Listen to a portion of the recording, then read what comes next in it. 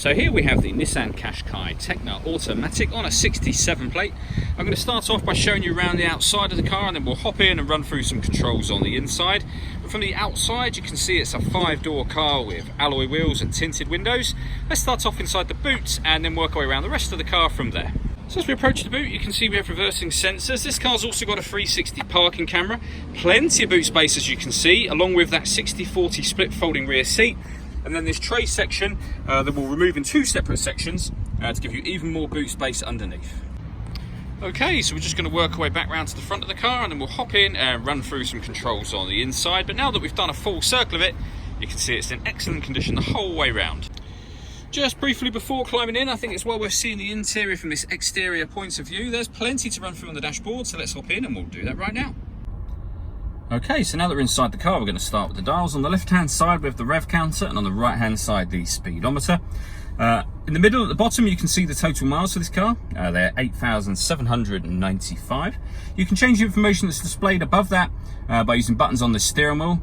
So at the moment, we've got a digital readout for the speedometer, but as I say, you can change that for fuel economy information, satellite navigation, your audio menu, various different settings, all the way back round to the beginning. And the buttons that I was using to do that are these ones on the left. We've also got stereo controls over that side, and then on the right hand side, both cruise control and speed limiter, as well as the ability to answer and end phone calls, and we have voice activation for the phone. So hit that button, ask it to dial anyone in your contacts list, and it can do that for you without you having to take your phone from your bag or pocket. That is of course once you paired it up, and that is done on the touchscreen over in the center just here. Hit the phone icon, hit connect, and then pair new device, and follow the instructions on screen, which we're not going to do right now. When it comes to music, first of all, with the radio, you've got DAB, FM and AM. If you want to listen to your own music, you can do that via the CD player. This car's also got auxiliary and USB inputs. You can plug devices into either of those, and we have Bluetooth audio as well. So once you pair your phone, obviously you can make and receive phone calls, but you'll also be able to stream your music wirelessly as well. On top of all of that, this got satellite navigation on this screen. There's a full video showing how that works on both our website and our Facebook page. And we've got the 360 parking camera that I mentioned. So you'll see there we've got a bird's eye view image of the car, the reverse camera image, and it goes a couple of steps beyond that. If you press the camera button, we get the bird's eye view and a front facing camera, or the front facing camera and the front passenger side wheel. And these two symbols down here are for the autonomous parking. Now we've got a video on our website, or a couple of videos that show this working, but essentially this car is able to parallel park itself or perpendicular park itself, i.e. in a parking bay.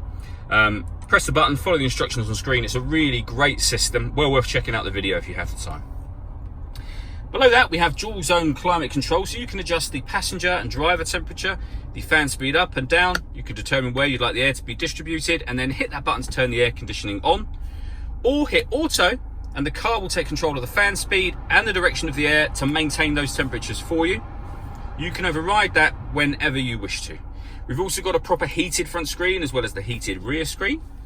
The fully automatic gearbox, there's a 12-volt charging socket down here and the electronic handbrake.